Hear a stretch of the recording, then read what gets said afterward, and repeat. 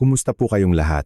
Ako si Dr. Javier Santos at ngayon ating susuriin ang isang mahalagang paksang kinakaharap ng maraming nakatatanda lalo na sa ating bansa, ang paano pangalagaan ang bato sa pagtanda at bawasan ang pag-ihi sa gabi gamit ang 6 na karaniwang prutas.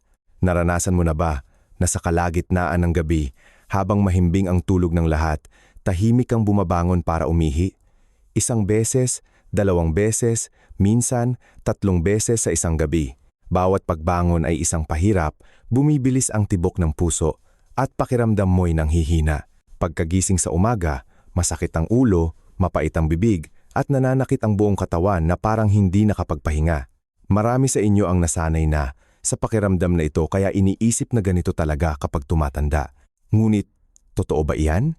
May mga nagpa-check up at nakita sa kanilang resulta ng laboratorio na medyo mataas ang creatinine level kumpara sa normal. Sinasabi ng doktor na hindi pa naman delikado, pinapayuhan lamang na maging mas maingat sa pagkain. Mula noon, nagsimula na kayong magbawal ng kung ano-ano. Bawal ang karne, bawal ang isda, bawal ang maalat, bawal ang matamis. Mayroon pang ang ayaw ng kumain ng prutas dahil sa takot na sobrang tamis nito at mapagod ang bato. Ngunit nakapagtataka, habang mas nagbabawal ka, mas lalo kang nanghihina. Habang mas takot kang kumain, mas lalo namang nagiging magulo ang iyong pagtulog. Umaalpas pa rin ang bula sa ihi, hindi pa rin nababawasan ang pag-ihi sa gabi at ang iyong damdamin ay lalong bumibigat. Nakikita mo ba ang iyong sarili sa kwentong ito? Nakipag-usap ako sa maraming nakatatanda at isang pangungusap, ang paulit-ulit kong naririnig. Hindi ko alam kung saan ako nagkamali, ngunit habang pinipilit kong pangalagaan ang aking sarili, mas lalo akong nanghihina. Mahalaga sa akin, hindi ang mga numero sa laboratorio, kundi ang pakiramdam ng kawalan ng pag-asa. Ang pakiramdam na napakarami mo nang sinubukan, ngunit hindi pa rin bumubuti ang iyong katawan. At mula sa mga kwentong iyon, natuklasan ko ang isang napakahalagang bagay na hindi gaanong napapansin ng marami. Hindi ibig sabihin na kapag marami kang binabawal, mas magiging malusog ang iyong bato. Minsan, nanghihina ang bato dahil sa kakulangan ng mga sustansiyang kailangan nito, hindi dahil sa sobra. Nakapagtataka, di ba? Marami ang nag-iisip na kapag mahina ang bato, dapat iwasan ang prutas dahil sa takot sa tamis, sa potassium o sa sobrang pag-filter. Ngunit, ang bato ay tulad ng isang tahimik na manggagawa. Kung araw-araw mo itong pinapagawa habang kulang sa enerhiya, kulang sa proteksyon, at kulang sa banayad na nutrisyon, unti-unti itong mapapagod at magdudulot ng iba't ibang karamdaman. Ang magandang balita ay may kakayahan pa ring gumaling ang katawan ng nakatatanda kung maayos ang pag-aalaga. At minsan, ang pag-aalaga ay hindi matatagpuan sa mga mamahaling o komplikadong bagay, kundi sa mga napakakaraniwang prutas sa paligid natin. Sa video na ito, ibabahagi ko sa inyo ang 6 na uri ng prutas. Marami sa mga ito ay maaaring kinakain mo araw-araw, ngunit hindi mo naisip na makakatulong sila sa paggaan ng iyong bato, pagpapatatag ng creatinine, at lalo na sa malinaw na pagbawas ng pag-ihi sa gabi kung gagamitin ng tama. Ang mahalaga ay hindi mo kailangang kainin ang lahat ng 6 na uri.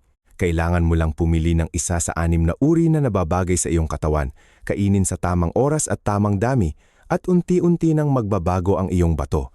At nais kong ipaalam ito ng maaga upang mapanatag ang inyong kalooban dahil hindi ito nagpapayo na itigil ang gamot at hindi rin nangangako ng labis. Ito ay mga praktikal na kaalaman lamang na hango sa karanasan ng maraming nakatatanda na nag-apply nito at nakaramdam ng banayad at matatag na pagbabago. Lalo na, ang ika-6 na prutas sa listahan ngayon ay may epekto na ikinagulat ng marami. Ang pagtulong sa mas malalim na pagtulog sa gabi. At alam mo na, sa malalim na pagtulog lamang tunay na nakakapagpahinga at nakakapag-recover ang bato. Kaya naman, lubos akong umaasa na panoorin ninyo ang buong video, hindi para marami kayong marinig, kundi para mahanap ang prutas na pinakaangkop sa inyong katawan. Kung ito ang unang pagkakataon mo sa aking channel, mangyaring mag-subscribe at i-activate ang notification bell. Bawat linggo, magkikita tayo rito upang ibahagi ang mga simpleng paraan na madaling gawin na makakatulong sa pagpapalakas ng bato, mas malalim na pagtulog at mas tahimik na buhay araw-araw. At ngayon, sisimulan natin ang unang prutas. Prutas punto, ang blueberry viet, quat.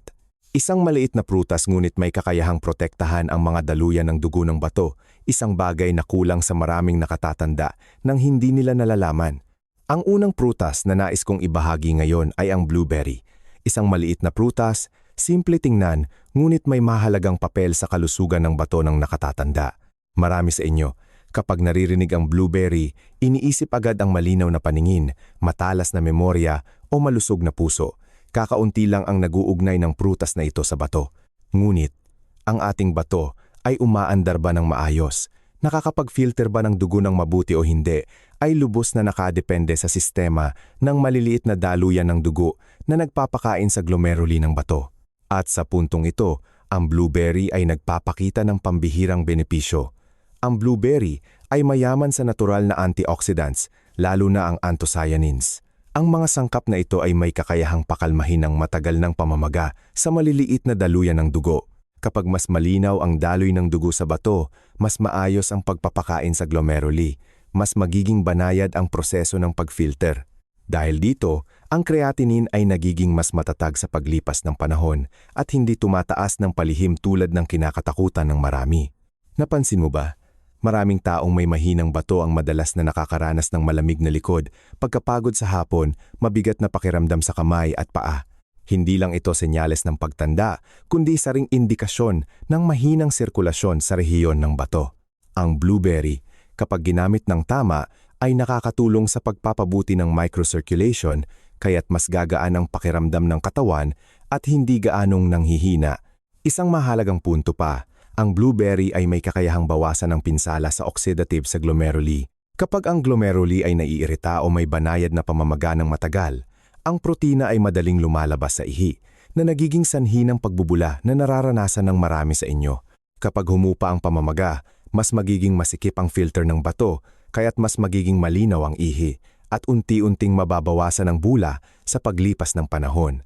Narinig ko ang isang 65 taong gulang na ginang mula sa Cebu na nagbahagi na dati, madalas siyang umiihi ng 2 beses sa gabi at paggising sa umaga ay pakiramdam niya'y pagod at mabigat ang kanyang mga paa.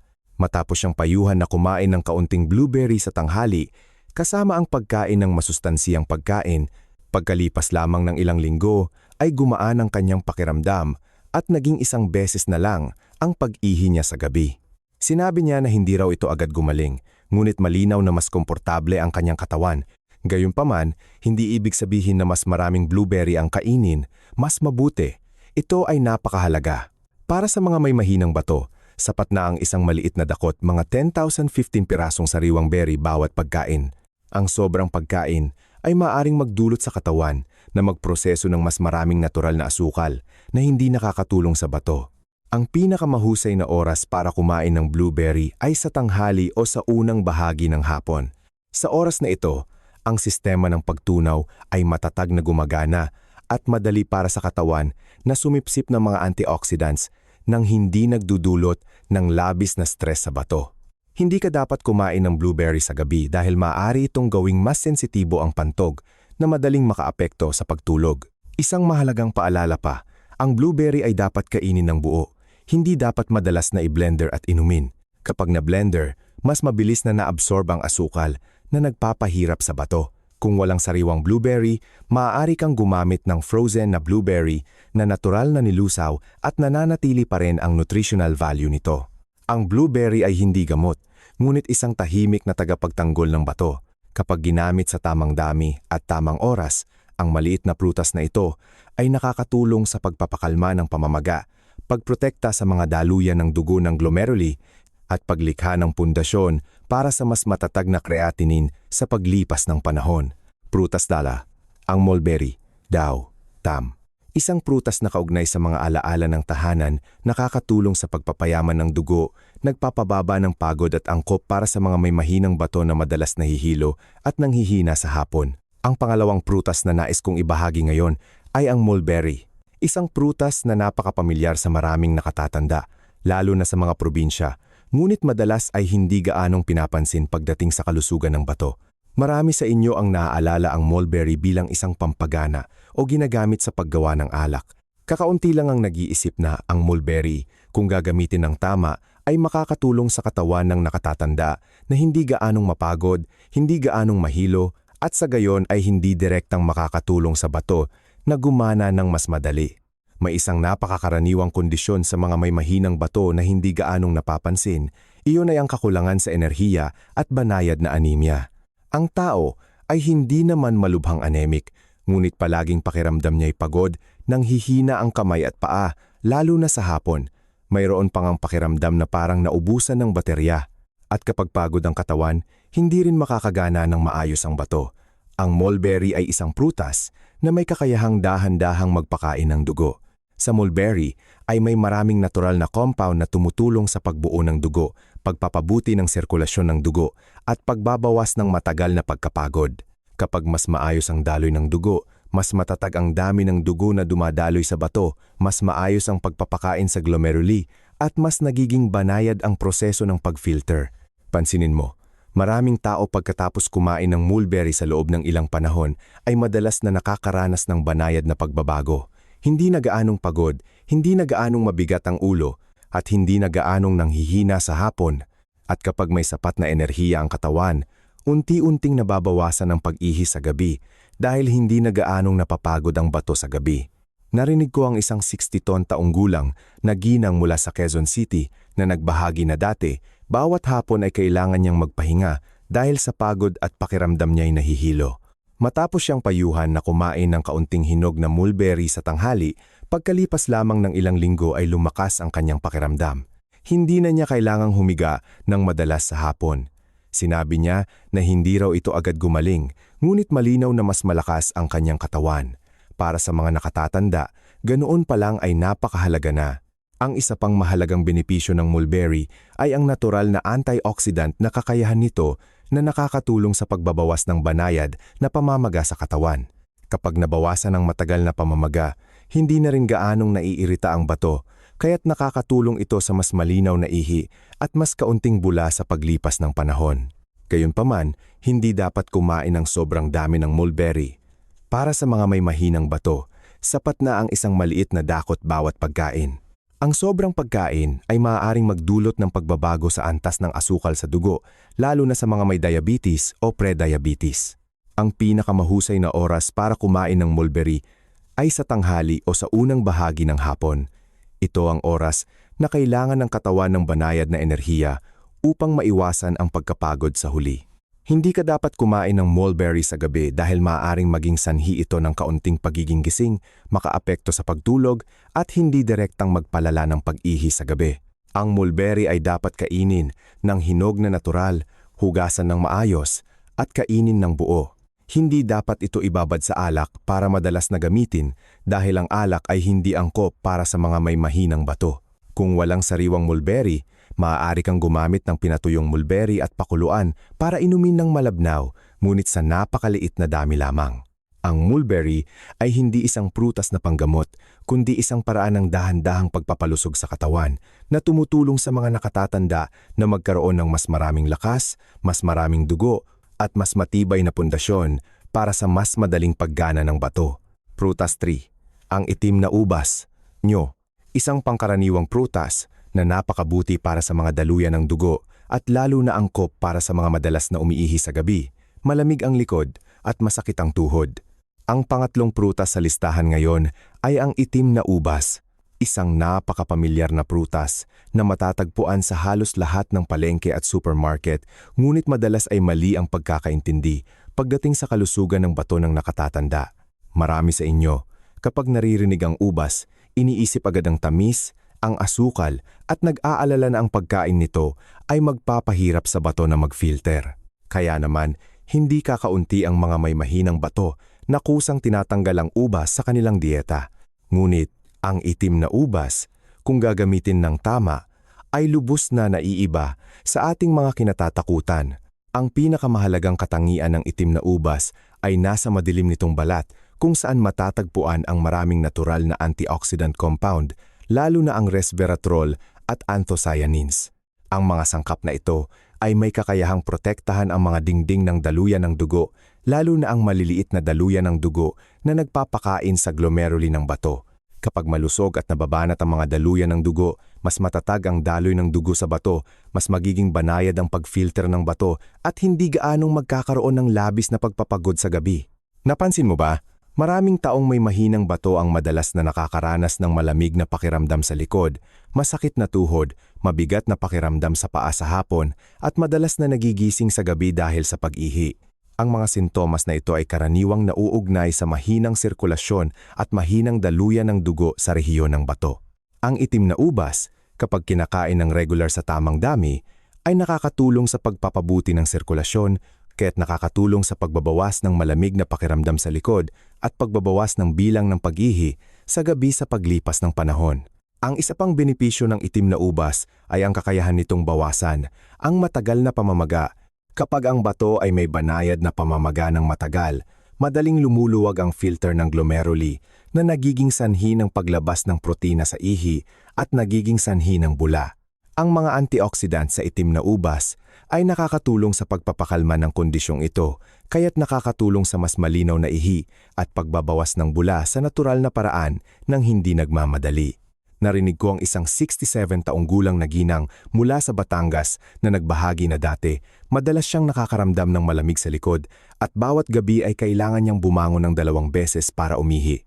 Matapos siyang payuhan na kumain ng kaunting itim na ubas sa tanghali, kasama ang pagkain ng mas mababa sa asin at mas maagang pagtulog, pagkalipas lamang ng 1 buwan ay naramdaman niya na mas mainit ang kanyang likod at ang bilang ng pag-ihi sa gabi ay nabawasan sa 1 beses. Sinabi niya na hindi raw ito agad na malaking pagbabago, ngunit unti-unti ay naging mas komportable ang kanyang pakiramdam. Para sa mga nakatatanda, ang ganitong unti-unting pagbabago ay napakahalaga. Gayunpaman, ang itim na ubas ay kailangang kainin ng tama.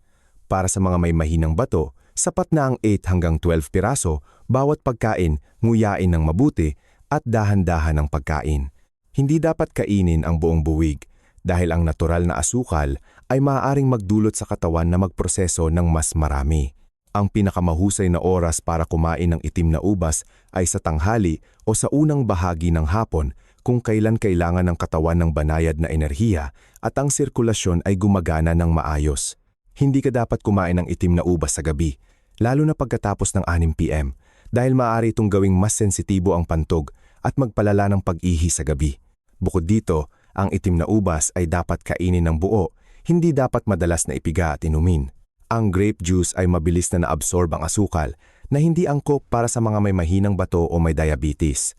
Kung walang sariwang itim na ubas, maaari kang gumamit ng pinatuyong itim na ubas, ngunit sa napakaliit na dami lamang, ibabad sa mainit na tubig upang lumaki bago kainin ng ilang piraso. Hindi dapat kumain ng pinatuyong ubas na may asukal o iba pang uri ng jam ng ubas dahil ang idinagdag na asukal ay mag-aalis ng orihinal na benepisyo ng prutas, Frutas fira, ang red pomegranate, liu, do. Mabisang antioxidant, nagpapakalma ng matagal na pamamaga at tumutulong sa pagpapatatag ng creatinine. Ang ika-4 na prutas na nais kong ibahagi ngayon ay ang red pomegranate. Isang prutas na mukhang ordinaryo, matatagpuan sa maraming palengke sa Pilipinas, ngunit taglay ang napakalakas na kakayahang maging antioxidant, lalo na angkop para sa mga nakatatanda na nag-aalala dahil sa hindi matatag na creatinine at matagal na pagbubula ng ihi. Marami sa inyo ang maaaring nakakain na ng granada dahil masarap, matamis at maasim, madaling kainin, ngunit bihira lang mag-isip na ang granada ay may kaugnayan sa kalusugan ng bato. Sa katunayan, ang isa sa mga dahilan kung bakit unti-unting nanghihina ang bato sa pagtanda ay hindi dahil sa sobrang pagkain, kundi dahil sa matagal na pamamaga at oxidative stress na nagaganap sa katawan sa loob ng maraming taon. Ang red pomegranate ay namumukod tangi dahil sa mataas na nilalaman nito ng natural na polyphenols. Ito ay mga compound na tumutulong sa pag-neutralize ng mga free radicals, nagpapabagal sa proseso ng pinsala sa cell, kabilang ang mga cell sa glomeruli ng bato. Kapag mas kaunti ang naiirita sa glomeruli, mas magiging masikip ang filter, kaya't nalilimitahan ang paglabas ng protina sa ihi.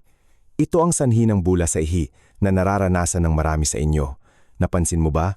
Maraming taong may mahinang bato ang madalas na nakakaranas ng pakiramdam na mainit sa loob, iritable, tuyong bibig, madilim na ihi, lalo na kapag hindi sapat ang tulog. Ang mga sintomas na ito ay nagpapakita na ang katawan ay nasa ilalim ng oxidative stress at banayad na pamamaga. Ang red pomegranate, kapag ginamit ng tama, ay nakakatulong sa pagpapakalma ng kondisyong ito, kaya't masarap ang pakiramdam ng katawan, mas komportable at nakakapagpahinga ang bato. Narinig ko ang isang 64 taong gulang na ginang mula sa Davao City na nagbahagi na dati, labis siyang nag-aalala dahil sa mataas na creatinine sa kanyang test results at may kasamang banayad na pagbubula ng ihi. Mahigpit siyang nagdidyeta ngunit palaging stressed. Matapos siyang payuhan na kumain ng kaunting buto ng granada sa tanghali, kasama ang mas maagang pagtulog, pagkalipas lamang ng ilang linggo ay gumaan ang kanyang bibig, hindi na gaanong iritable at mas madali ang kanyang pag-ihi. Sinabi niya na hindi raw niya alam kung gaano kababa ang kanyang creatinine, ngunit gumaan ang kanyang pakiramdam. Para sa mga nakatatanda, ang pakiramdam na gumaan ay napakahalaga. Ang isa pang mahalagang benepisyo ng red pomegranate ay ang kakayahan nitong suportahan ang mga daluyan ng dugo na nagpapakinis at nagpapabuti sa elasticity ng mga dingding ng daluyan ng dugo. Kapag malusog ang mga daluyan ng dugo na nagpapakain sa bato, matatag ang daloy ng dugo sa bato, mas nagiging regular ang proseso ng pag-filter at hindi gaanong nagkakaroon ng labis na pagpapagod sa gabi. Ito ay nakakatulong sa pagbabawas ng pag-ihi sa gabi sa ilang tao. Gayunpaman, ang red pomegranate ay kailangang gamitin ng may pag-iingat para sa mga may mahinang bato. Sapat na ang kalahating maliit na granada o isang maliit na mangkok ng buto ng granada bawat pagkain. Hindi dapat kumain ng sobrang dami dahil mayroon pa ring natural na asukal ang granada. Ang sobrang pagkain ay maaaring magdulot sa katawan na magproseso ng mas marami na hindi nakakatulong sa bato. Ang pinakamahusay na oras para kumain ng granada ay sa tanghali o sa unang bahagi ng hapon. Hindi ka dapat kumain ng granada ng walang laman ng tiyan dahil ang kaunting asim nito ay maaaring magdulot ng pananakit ng tiyan. Ang gabi ay hindi rin angkop na oras dahil maaaring gawing mas sensitibo ang pantog, makaapekto sa pagtulog at magpalala ng pag-ihi sa gabi. Ang granada ay dapat kainin ng sariwa, nguyain ng mabuti at hindi dapat madalas na ipiga at inumin. Ang pomegranate juice ay mabilis na naabsorb ang asukal na hindi angkop para sa mga may mahinang bato o may diabetes. Ang mga gumagamit ng gamot para sa alta presyon o sakit sa puso ay dapat kumain ng granada sa katamtamang dami at subaybayan ang reaksyon ng kanilang katawan. Ang red pomegranate ay hindi isang mahiwagang prutas, ngunit isang napakagandang pagpipilian para sa mga nakatatanda na gustong pakalmahin ang matagal na pamamaga, bawasan ang pasanin sa bato, at tulungan ang creatinine na maging matatag sa natural, dahan-dahan at matatag na paraan. Prutas 5-5, ang mansanas tao. Kung kakainin ng tama, makakatulong sa pagpapagaan ng pasanin sa bato, pagbabawas ng balik toxin, suporta sa pagtunaw at pagpapagana ng bato ng mas maayos. Ang ika-5 prutas sa listahan ngayon ay ang mansanas. Isang napakapamilyar na prutas na halos bawat bahay ay mayroon, ngunit madalas ay mali ang pagkakaintindi pagdating sa kalusugan ng bato ng nakatatanda. Marami sa inyo ang nag-iisip na ang mansanas ay ordinaryong prutas lamang, kinakain para pampagana. Mayroon namang nag-aalala na matamis ang mansanas at ang pagkain nito ay magpapahirap sa bato. Kaya naman, may sobrang kumakain dahil sa pag-iisip na ligtas ito, habang mayroon namang lubos na umiiwas dahil sa takot na hindi ito mabuti. Ngunit, ang mansanas ay mabuti o hindi para sa bato ay lubos na nakadepende sa paraan ng pagkain. Ang pinakamahalagang katangian ng mansanas ay hindi sa tamis nito, kundi sa soluble fiber, lalo na ang pectin. Ang uri ng fiber na ito ay may kakayahang pigilan ang toxin sa bituka na pumipigil sa mga ito na bumalik sa dugo. Kapag hindi bumalik ang toxin sa dugo, hindi na kailangang i-filter muli ng bato kaya't nababawasan ang pasanin sa natural na paraan. Napansin mo ba, maraming taong may mahinang bato ang madalas na nakakaranas ng kabag, hirap sa pagtunaw, mabigat na pakiramdam pagkatapos kumain, lalo na sa gabi. Kapag mahina ang pagtunaw, mas maraming toxins ang naiipon, napipilitan ang bato na magtrabaho ng mas mahirap sa gabi at ang resulta ay madalas na pag-ihi sa gabi at hindi malalim na pagtulog. Ang mansanas, kung kakainin sa tamang oras at tamang dami, ay makakatulong sa pagpapabuti ng pagtunaw, kaya't hindi direktang nababawasan ang pag-ihi sa gabi. Narinig ko ang isang 72 taong gulang na ginang mula sa Iloilo City na nagbahagi na dati, bawat gabi ay gumigising siya ng 2 beses para umihi. Matapos siyang payuhan na kumain ng kalahating maliit na mansanas sa tanghali, sa halip na kumain ng kung ano-anong merienda sa hapon o gabi, pagkalipas lamang ng ilang linggo, ay naramdaman niya na mas gumaan ang kanyang tiyan at mas tuloy-tuloy ang kanyang tulog sa gabi. Sinabi niya na hindi raw ang mansanas ang nagpagaling, ngunit masarap ang pakiramdam niya dahil sa tamang oras ng pagkain. Para sa mga nakatatanda, ang pakiramdam na iyon ay napakahalaga. Gayunpaman, hindi dapat mali ang pagkain ng mansanas. Ang pinakakaraniwang pagkakamali ay ang pagkain ng mansanas sa gabi o bago matulog. Sa oras na ito, ang fiber sa mansanas ay maaaring magdulot sa bituka na mas gumana, gawing mas sensitibo ang pantog at magpalala ng pag-ihi sa gabi. Bukod dito, ang sobrang pagkain ng mansanas sa isang pagkakataon ay hindi rin mabuti dahil kahit natural na asukal ito, kailangan pa ring iproseso ng katawan. Para sa mga may mahinang bato, sapat na ang kalahati hanggang isang maliit na mansanas bawat araw, hindi na kailangan ng mas marami. Ang pinakamahusay na oras para kumain ng mansanas ay sa tanghali o sa unang bahagi ng hapon, kung kailan pinakamabisa ang sistema ng pagtunaw. Dapat mong nguyain ng mabuti at dahan-dahan ang pagkain upang dahan-dahan itong maabsorb ng katawan upang maiwasan ang pagdudulot ng stress sa bato. Isa pang mahalagang paalala ay ang paraan ng paghahanda ng mansanas. Ang mansanas ay dapat kainin ng sariwa, balatan kung may mahinang sistema ng pagtunaw. Hindi dapat madalas na ipiga ang mansanas para inumin dahil ang apple juice ay mabilis na naabsorb ang asukal, nawawala ang benepisyo ng soluble fiber. Hindi rin angkop para sa mga may mahinang bato ang pinatuyong mansanas o mansanas na may asukal. Para sa mga madalas na nakakaramdam ng malamig na tiyan o mahina ang pagtunaw, maaaring lutuin ang mansanas ng bahagya at kainin ng mainit sa tanghali. Ang nilutong mansanas ay mas madaling tunawin, nananatili ang karamihan ng soluble fiber at napakaangkop para sa mga nakatatanda. Ang mansanas ay hindi isang prutas na agad na nagpapalakas ng bato, ngunit ito ay isang napakagandang pundasyon para sa bato na gumana ng mas madali araw-araw.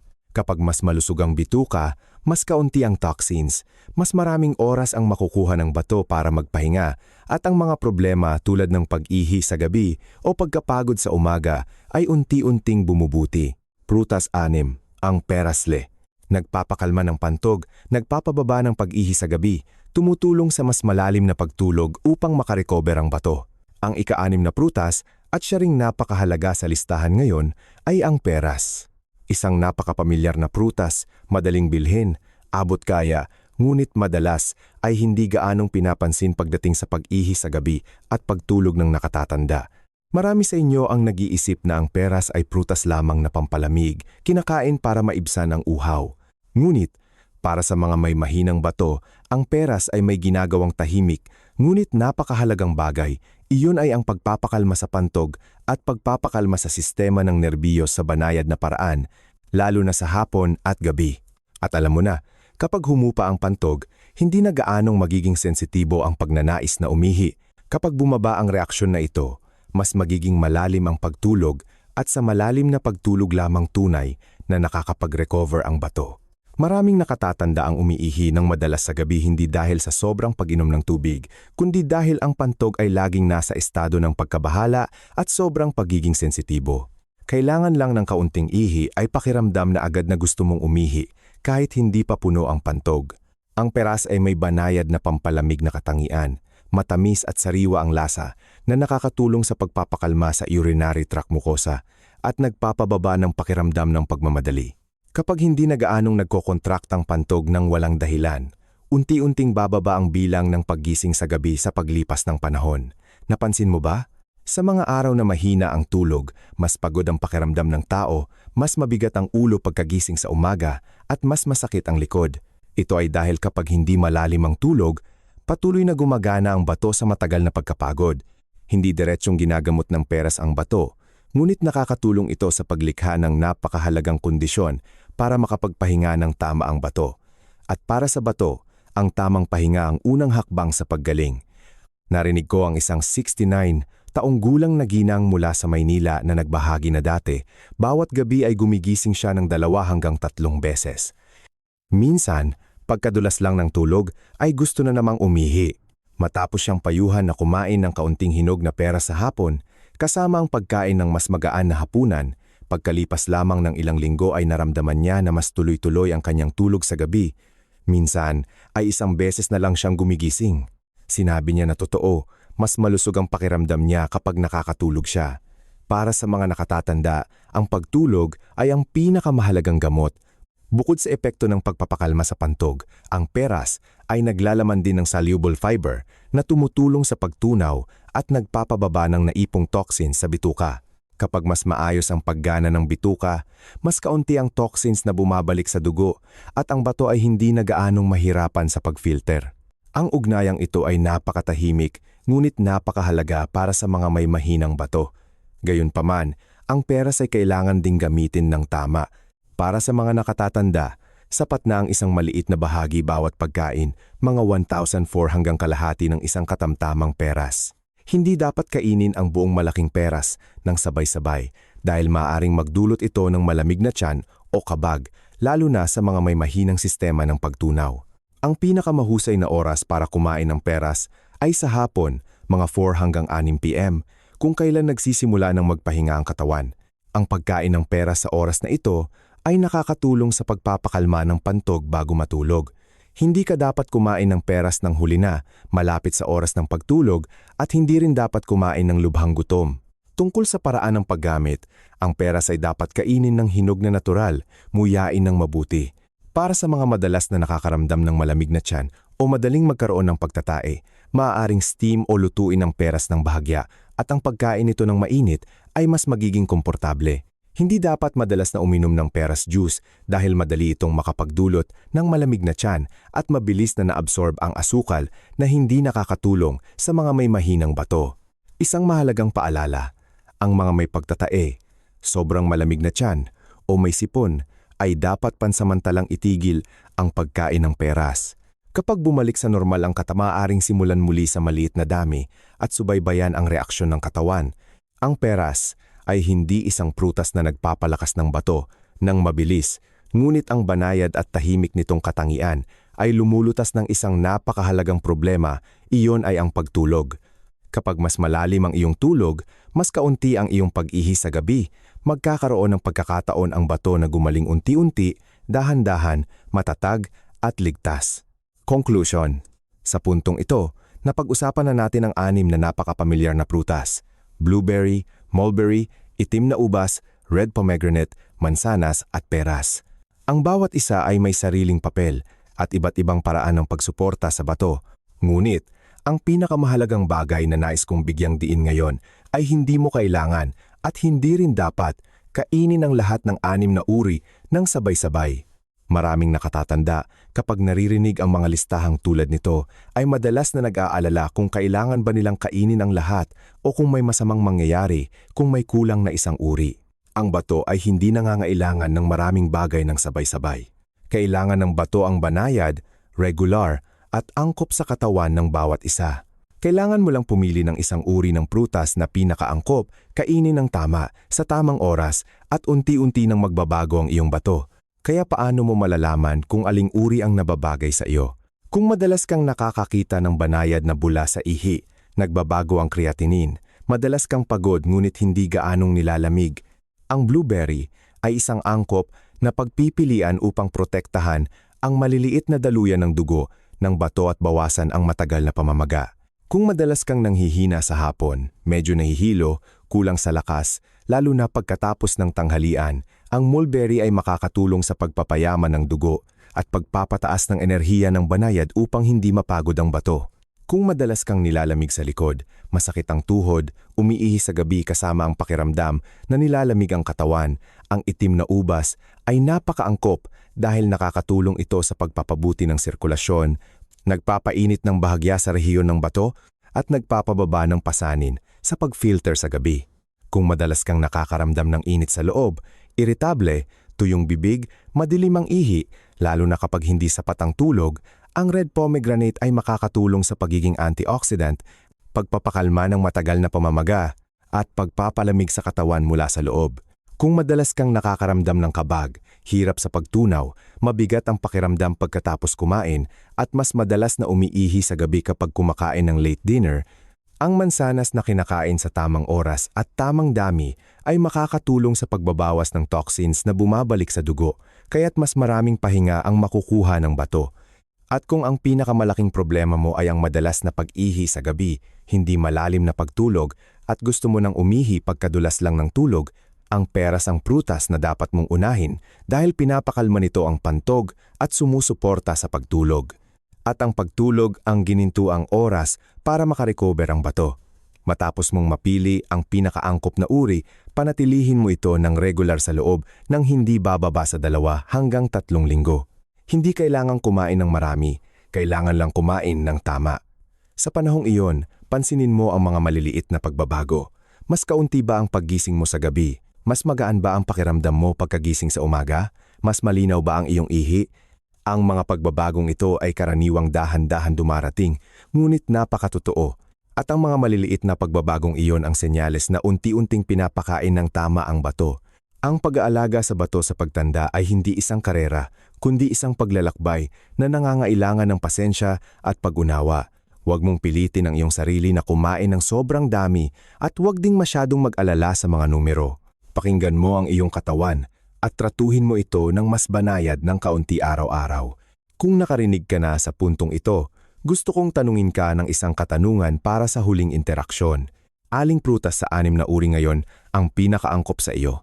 Mangyaring ikomento ang katumbas na numero mula 1 hanggang 6 sa ibaba upang malaman ko kung ano ang pinaka-interesado ka. At kung nakita mong kapaki-pakinabang ang video na ito, nagbigay ng pag-asa o simpleng pakiramdam na may kasama ka, mangyaring mag-subscribe sa aking channel at i-activate ang notification bell. Bawat linggo, magkikita tayo rito upang magbahagi ng mga simpleng paraan na makakatulong sa pagpapalakas ng bato, mas malalim na pagtulog at mas tahimik na pamumuhay araw-araw. Naway palagi kayong malusog, payapa at magkaroon ng malalim na pagtulog sa mga susunod na gabi. Maraming salamat sa inyong panonood.